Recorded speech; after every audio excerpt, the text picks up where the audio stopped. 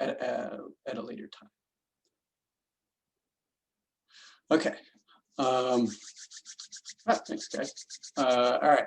Let's see. So to get going, we're going to be talking about our next assignment. And my hope for today is to go over some examples and some process as a way to kind of jumpstart what you guys will be doing. And also think about this, because on the surface, you know, if we did a logo build, you could be like bing, bang, boom, done in like 3 seconds. Like, what's the big deal? I had the letters slide on screen. But hopefully we're going to go more into depth on what I would like as far as the process, how you arrived at the final design. If it is just a logo sliding in, there should at least be, you know, a bunch of things supporting that decision and why you arrived there. So maybe it won't take you an hour, it'll take you 2 hours because you came to that decision after an hour. I will say that won't get you a very good grade though. All right, so to get going, I'll go ahead and share my screen. And here is the animation, I guess, assignment description. And everybody go ahead and open it up and change the due date now so that we don't have a mix up later. This will also be a 2-week assignment. So it will be due on the 5th and not the 3rd. So go ahead and go into Google Docs, your assignment, change the due date to 5th so that there's no confusion in the future. And while you guys are doing that, I'll just go ahead and jump into, so the GIF that I chose, I thought was a really interesting example of a couple different things that are going on, where you have a nice color choice, a nice color contrast. You have some interesting motion choices as well. And you have a final composition. You have a way to get into the animation. You have a way to exit out of the animation. So there's a lot of things that are working about this specific example. But so that you guys have some kind of frame of reference and also something to refer back to, I went ahead and made a little slide set that should be in the course, like the shared documents. And it's called Logo Build Discussion. So you guys don't need to, unless you want to have like a little thing to jot down some notes as you're going along. This is all available for everybody to take a look at. Because it is available for everybody to take a look at, don't edit it, because it's the same document for everybody. I could lock it, but I figured if you wanted to copy it or do something like that, I think you have to leave it open in order to make that happen. Okay, so logo build. This is going to discuss some process, some elements that I will be looking at in your design, and then also some ideas on how to maybe execute on that design. So jumping off, some easy questions to ask as a way of establishing what your design is going to be. Usually with most designs, I start by asking a lot of questions because I tend to make things for other people and not for myself these days. I don't have all the answers. So you are kind of making this for me. So I will probably be asking these questions to you. So having an answer to these questions will probably help you flesh out your design and also maybe add some different elements that you didn't think of before this question. So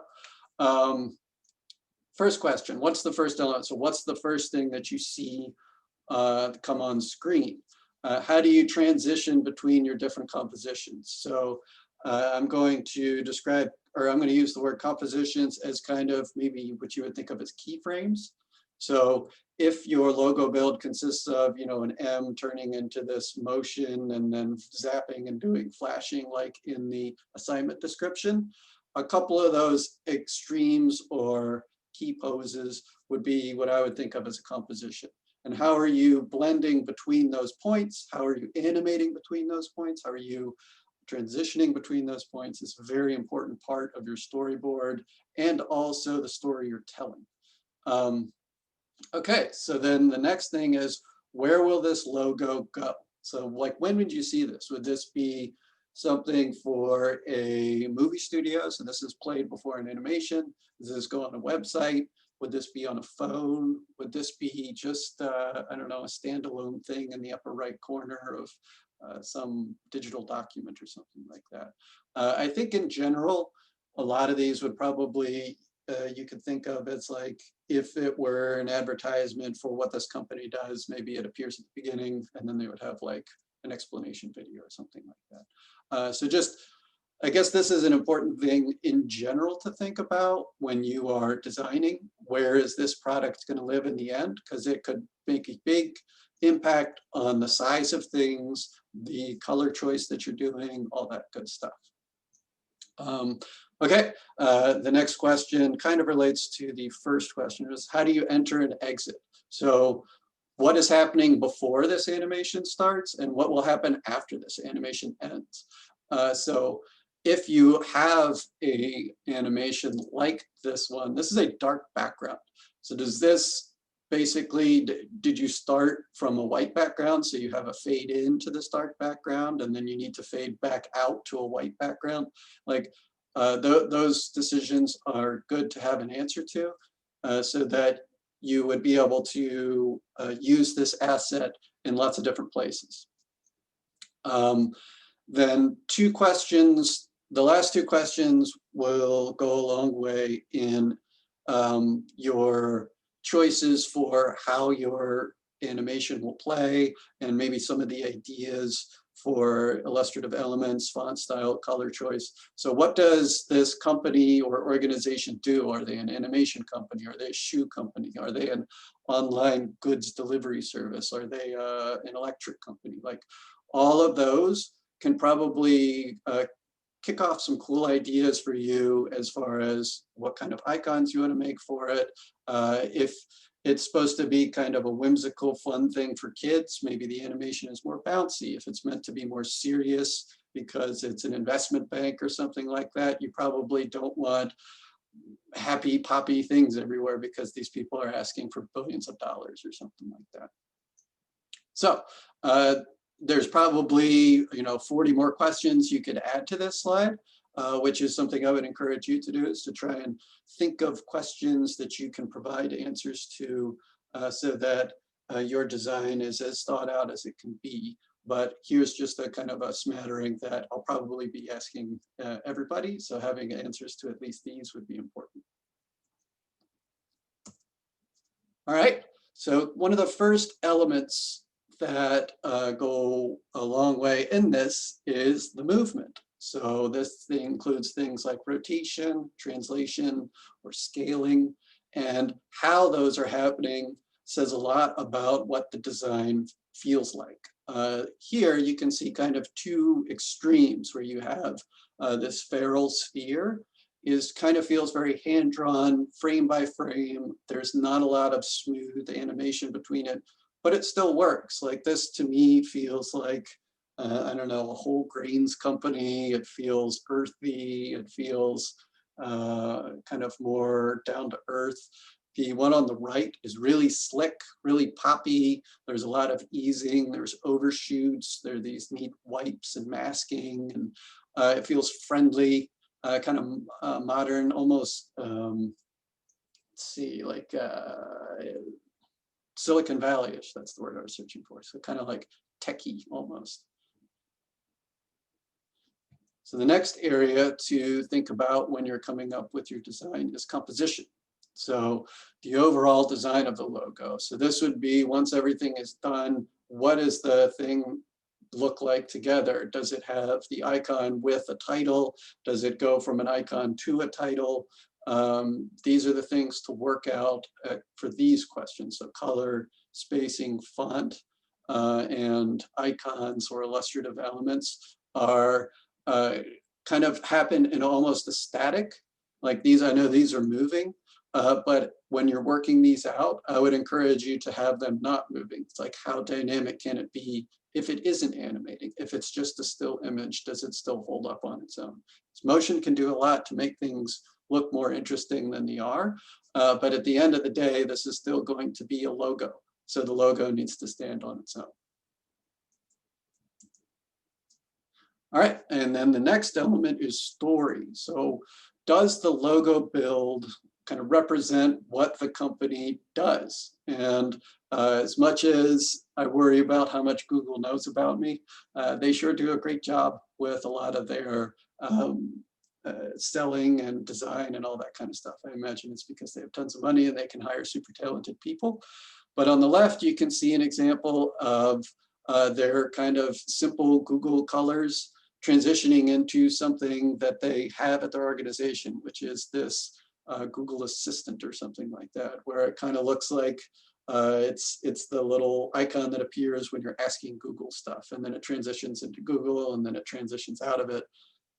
It's really cool, really interesting, really dynamic, even though it's only 5 seconds long or something like that. The other example here is an online company that sells these different items. And I thought it was really clever the way that the O is kind of transitioning into a lot of different elements that have a common round shape language. So baseballs and rings and bowls and things like that. It's these really cute and fun morphs that are morphing between this. The rest of the logo is staying still. And this last element is really doing all the heavy lifting. But to me, it still seems like it's working great. We'll talk later about maybe some elements that are missing from this. And it just might have been that, you know, I couldn't find the whole animation, but this was all that was there. All right. So I just gave you a fire hose of elements that I think are important to keep in mind. But at this point, we're going to do a little class participation section. And I'm going to call on individual people and see what do you like about this and what do you think could use some improvement. So just throwing out some ideas on what you think is working and what you think could get a little bit better. So first up on the chopping block is Gil. For this design, what do you think is working? What do you think could be improved? And what do you think is completely missing? I mean, I think it's pretty cute with the like table and it turning into like a smiley face and ramen, but I guess I don't know what the name is. Mm-hmm. I think that's my biggest issue. Is it HTH or Des? Mm-hmm. Mm-hmm. So yeah, I mean, it's clever that the H is a chair, but is there 2 H's or just there is a 1 H? Yeah, I don't know. Cool. I think that's my biggest issue. And what elements do you find are working really well? I mean, are there none? I mean, I like it. It's a little, I guess, industrial for like a food company, I guess. Okay. But then it's also cute at the same time. I guess it's got its foot in both worlds for me. Okay, cool. Yeah, I think that all those points are right on. Some things that I thought was working well are there's a strong consistency between the lettering and also the iconic elements, which is something to keep an eye on. If you have Disney style characters with some hard edge modern font, it's probably not going to go together very well. So having common shape language and common line weight is something to be aware of as you're working on your stuff. Other element that I thought was really cool is there's a focal point. So there's one thing that's not changing and there's things that are changing all around it. So sometimes that's really powerful. Sometimes it's not. Sometimes you want the whole thing to change and transition in and out. And we'll have a couple examples of that later. But I thought actually with this, it was kind of cool because in one section, it seems like a table. And then in another section, it's like, I don't know, kind of letters and all other stuff. But I totally agree with Gil that I have no idea what this company's name is. So at no point in this build does it actually say what the company is. I think that's a missed opportunity. The other thing that I think isn't really working really well for me is how it's transitioning between the different compositions. So this I almost see as 3/4 done. There's still a final step.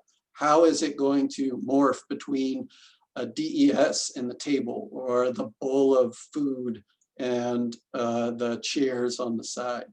So these are kind of, I would see this as 3/4 of the way done, where you have your kind of shape language, you have your letters, and you have it timed out for when you want it to happen, but there's nothing morphing between those. And I don't think that this, to me, is meant to be like this other option, where it was this frame by frame and there was huge cuts between the two. Like each of these frames in Feral Sphere aren't meant to blend between each other, but I think that's intentional. Here, I think it's just not done. I don't think it's working. And the reason being that the style doesn't seem to go with that motion choice. So thank you, Gil. And let's move on to our next example. So next up is Vanessa. Vanessa, what do you think is working in this design? What do you think could use some improvement? And what do you think is missing? So I guess the only thing I really like about this design is the movement with it, like how the X rotates and then it slides up, revealing like the name of the company / brand. The thing I don't like is it's hard to get a grasp on, like, I guess compared to like the one before, like what Lux is about or what its whole brand is. I'm not sure currently what elements I would improve upon, because it feels very much like a blank slate.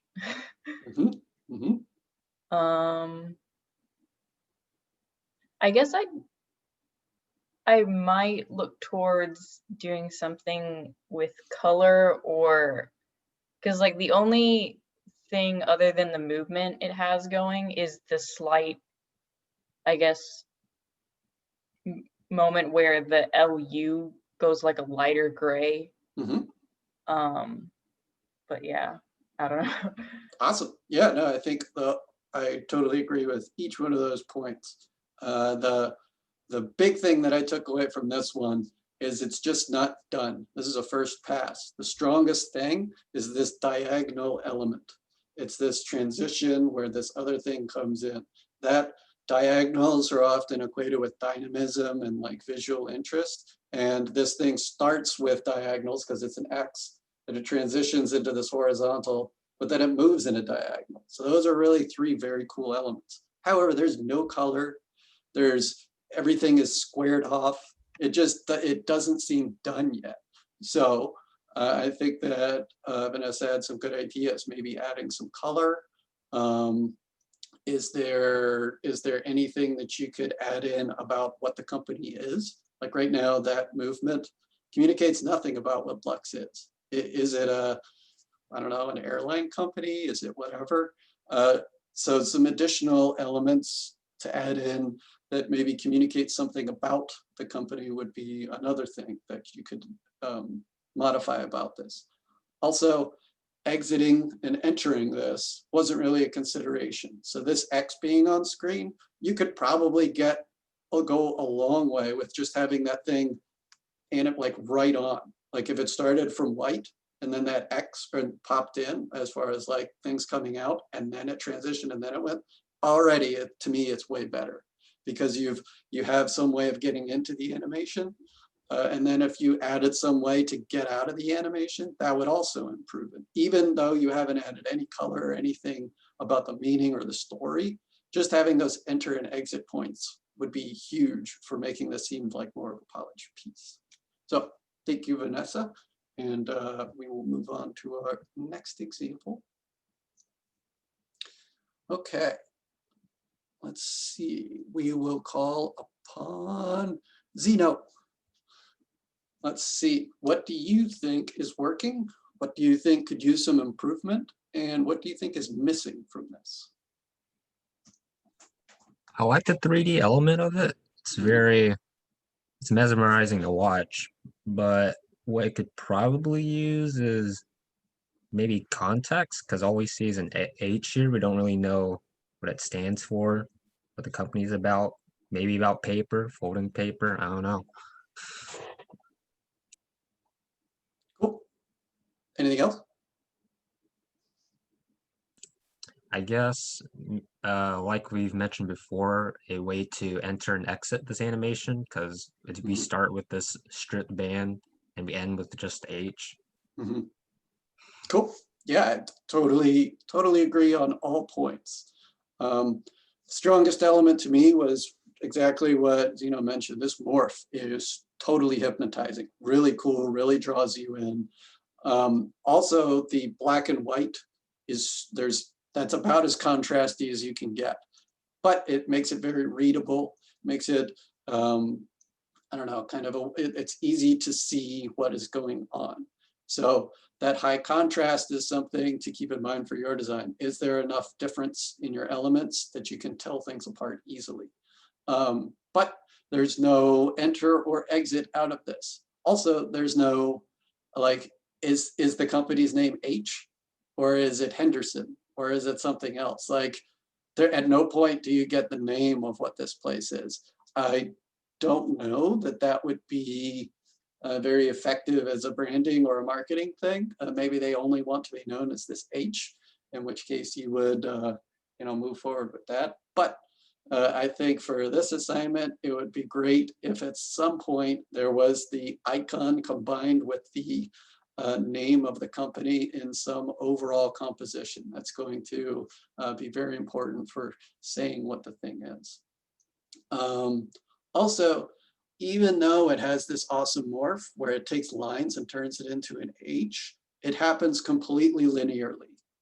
So to me, that seems like first pass. You just have a start point and an end point.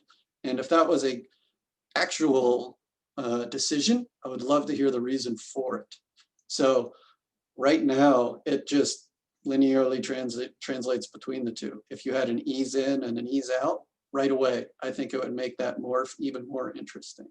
So keep that in mind when you're planning out your movements. Are things supposed to happen evenly, or are they supposed to happen with an ease? And having reasons for those things are very important.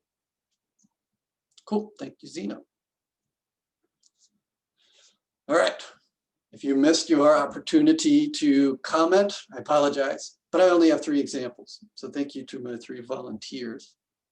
And on this page, this is just some more things or some more examples where I thought people created some really interesting pieces with like a single theme in mind. So on the left, this Ridley logo is actually, I could see this as being really, really simple, but also really, really difficult, where the whole thing, the whole logo build is based off of separating the letters into these pieces and then shifting the perspective on it. So you start by looking down on all these shards of letters that are spaced out, and then using an isometric camera so there's no perspective, they've just turned it so then they all line up.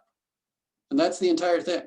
Like, that's really, really clever. And if that's like, like a cinema company where their whole thing is like, we like to look at things in a different way, we want to bring new perspectives, you got to take a look at something from a different angle. Like, that's what I get from this. And that's a really strong story told with a simple technique.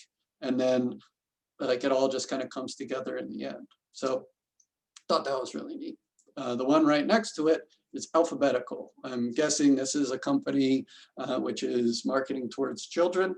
It's really, really friendly. The animation is poppy, and there's kind of a little character holding each one of the letters. And obviously this would be a huge amount of illustration and character design. There's tons of different moving parts, but it's really fun. It's really cute. And I think that the viewership, a younger viewer, would really respond to something like that, just because there's probably a character in there somewhere that a kid would really like, whether it's the robot or the little flying drone or something like that. You have on the left an example of completely just font, and then right next to it, you have a lot of kind of character and illustration. So you don't have to go one way or the other for this assignment. If you want to do lots of characters, have at it, but there should be a reason for it. your company should have a reason to have, you know, a sloth, other than just that you like sloths. All right, and then kind of all the way on the right, I thought that this logo design did a great job having two kind of iconic elements that morph between each other really well, that are both associated kind of with the theme of what this company is. So Captain Paris, I'm guessing it's a nautical theme. It has to do with boats, has to do with sailing. The first guy, a little sailor with a captain hat, and then that morphs into an anchor. That's another boat element, and that's even the logo. So to me, it also has an enter, like the way that we enter this animation. You start from a blank screen, and then you have a write-on of the initial character. Really well done. And then it blends into the next section, which is the anchor and the text coming on screen. And then I guess there's no real exit, and the exit is just it disappears, which kind of works. I would almost want a little bit of a fade out, just 1 or 2 frames of alphaing to nothing, because it's very abrupt. So that would be the one thing that I would improve about, or the one thing that I might modify for this if I were to talk about it as a full piece. Okay. So how to make a logo. I know this is a tall order to think about for a single 2-week assignment, because logo design is sometimes what people spend their entire university career doing, especially if you're in graphic design. But we're doing a crash course, and we can do what graphic designers do, right? It's not a hard thing. We're animators. So the only thing you need to know is this, apparently. There's something called the golden ratio, and you see it all over the place. I think it's called Bernoulli's number or something like that. It's one of these irrational numbers that, or no, it's like pi. It never repeats itself, I think. So you can use this number, and you see it all over the place, and our eye and is really apparently very attuned to it. Faces, proportions line up with this.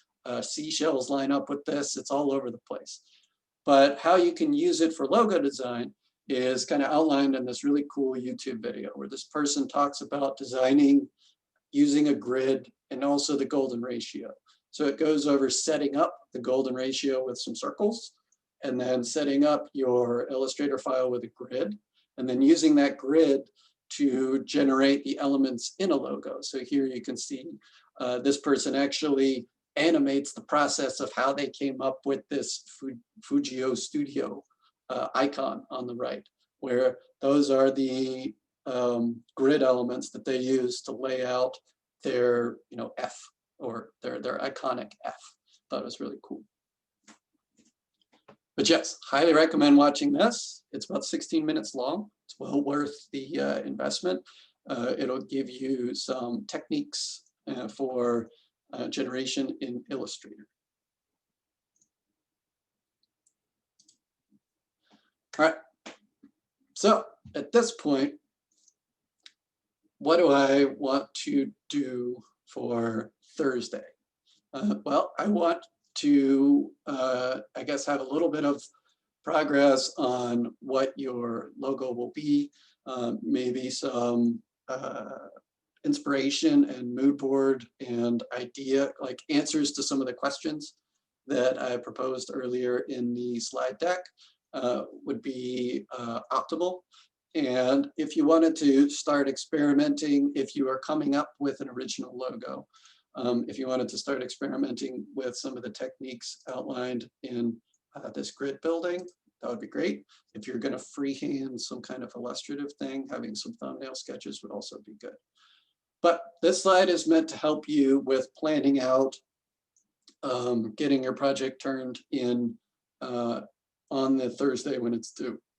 So I see these 5 categories as the 5 steps, and where you are in your process can communicate a lot about whether or not you have a lot of work ahead of you, or whether or not you have, basically you're almost done. Step 1, make a decision about whether or not you're going to do an original or found logo.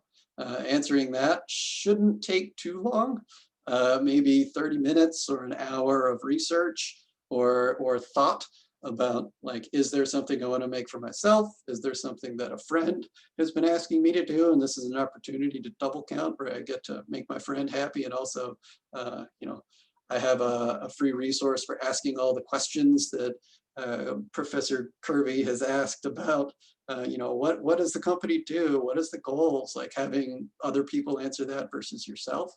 So that should be a fairly quick step, but it's important that you run through that exercise so that you're not just going on autopilot. Step 2.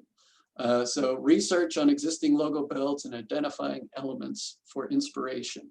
I would love, you know, a good couple-hour investment in this, because if you're just like, oh, I'm going to sit here and think for an hour and then do a thing, that's great, and you can sometimes make a masterpiece. However, I think the biggest thing that I learned in grad school was how to generate inspiration when I don't like the thing I'm working on, because that is going to happen to you eventually in your art career if it hasn't happened yet. Or some person's like, I will give you money to do this. And you're like, yeah, I like money. But then they're like, I want you to, you know, make a web page design. And you're like, oh no, I hate web page logo design. So you have to like get fired up to do this logo design because you like the monies. So doing the research, doing a mood board, and eventually there's going to be some kind of spark where you're like, okay, I'm kind of in this. I like this one thing I'm working on. Like, I like this little character that I'm making for the logo design.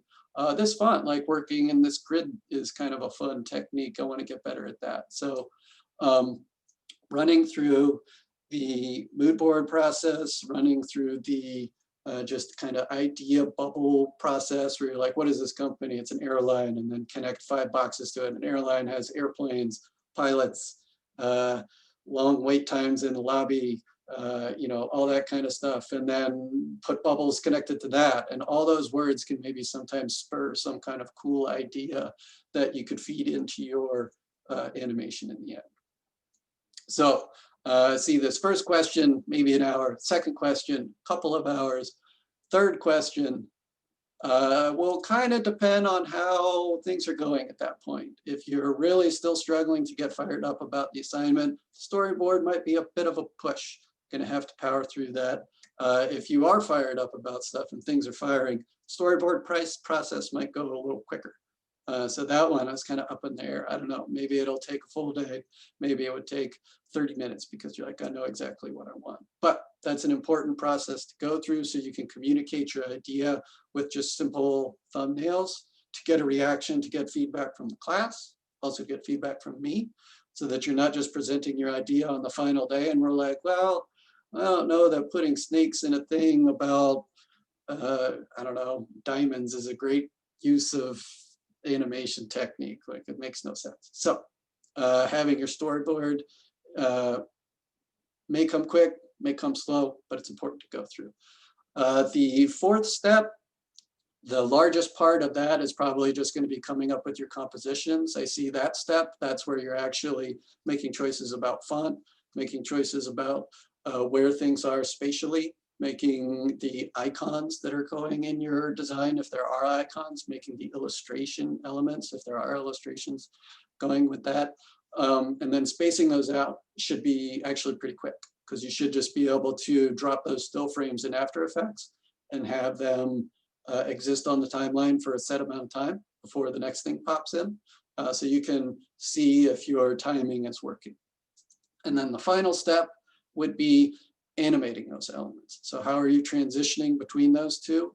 Do you need to break up your character into 10 pieces so that his limbs can stretch like right on screen? Do you need to break your lettering into multiple pieces so that you can have the top part of the F appear separately from the bottom part of the F? So that those two steps are probably going to be the lion's share of your time, but the success or failure of those, I think, is going to largely depend on whether or not you did the first 3 steps. Cool. The thing that I would hope for Thursday, because I'm on the struggle bus today, and I'm gonna do a cop out and be like, you guys should just work on your assignment until Thursday. But you do get time today to work on it that probably would have been used for other stuff if I had the energy. But we'll use the rest of the class to make it to at least step 3, hopefully for Thursday, where you have answered your first question, or have a good smattering of materials for the second question. And then the third question, having a storyboard so that you can get reactions from everybody would be, I guess, optimal. If you don't quite make it to the storyboard, that's not a big deal. If you wanted feedback on some of the ideas that you generated from an idea board or a mood board, you're like, I don't know, maybe this idea will work, maybe this idea won't work. That's perfectly legit, and I would encourage that. And even if you are more interested in one idea, it's good to explore multiple ones. So if you come in on Thursday and you only have one idea, that's probably not the best use of class time, because getting reactions from people, maybe you think you like, or maybe you like one, but everybody else likes another. And sometimes that's the name of the game in design, where you have this precious little baby and somebody goes, I hate that thing, I like this other thing that you hate, and then you have to do that. That's an important skill too. Throw out the thing you like and do the thing that you're not as fired up about. Find some reason to get fired up about this second thing. Cool. All right, yes, made it. Whew, sweating.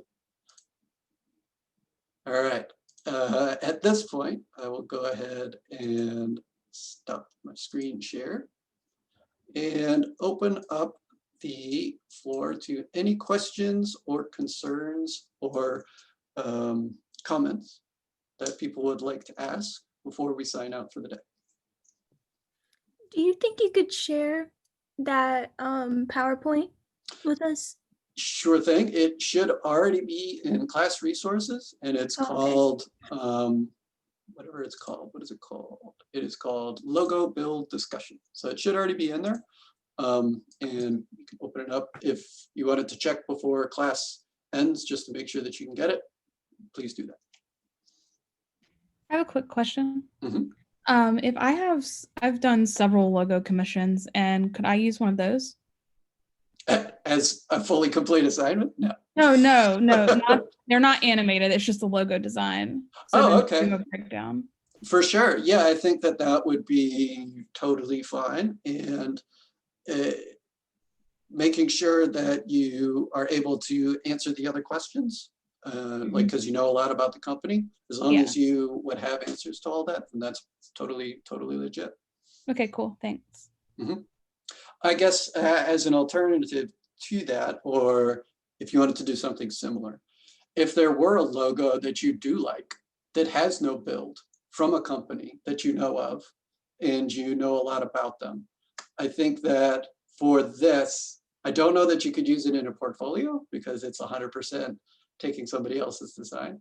But for this class assignment, I think it's totally fine as a learning exercise. You could take that logo, break it into smaller parts, and have that logo animate in a way that you feels best represents what this company is. I think that would also be a fair and okay thing to do just for the assignment, not for portfolio, and not to say that you did the logo.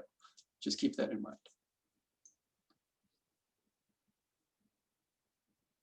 Other questions or concerns? Feel better. Thanks. Yeah, I'm kind of going in and out of knowing what I'm saying and knowing what I'm not saying. So I hope it's not too weird how I sound. All right. If you guys think of anything else, or you have any, I guess, ideas before Thursday that you want a reaction on, just shoot me an email and I'm happy to discuss. But other than that, we will end the Zoom sesh and you guys can get going on, I guess, coming up with your idea. And I guess one other thing that I've been toying around with as far as classes, because I know that being on Zoom can sometimes be taxing. However, one of the big parts of school and one of the big things that I've heard from students that they actually really miss is the people being next to you and like being able to check out what's going on and ask quick questions and just get some like, you know, well, class time, some good stuff going on there. And with my work, one thing that we've started doing is simulated or virtual office hours, where you can call in if you want, and you can leave your camera off, but you're basically there like you're sitting at your desk, so you can hear what's going on. So at any point, I could just be like, you know, hey Val, what's going down? You want to see something cool? You want to see a demo? And she's like, yeah, I want to see a demo. And then you can share your screen and do whatever. So I didn't know if there was some corollary to that for class time, where we have like virtual class hours, where today is probably not the best day because I'll have to end the session and go lie down. But for future days, when we have this kind of hour or 45 minutes at the end of class, just leaving the class open, and you can turn your camera off and just work. But if somebody wanted to be like, oh man, I saw this cool thing, and then share their screen, and then people can chit chat, it's kind of like you're in class.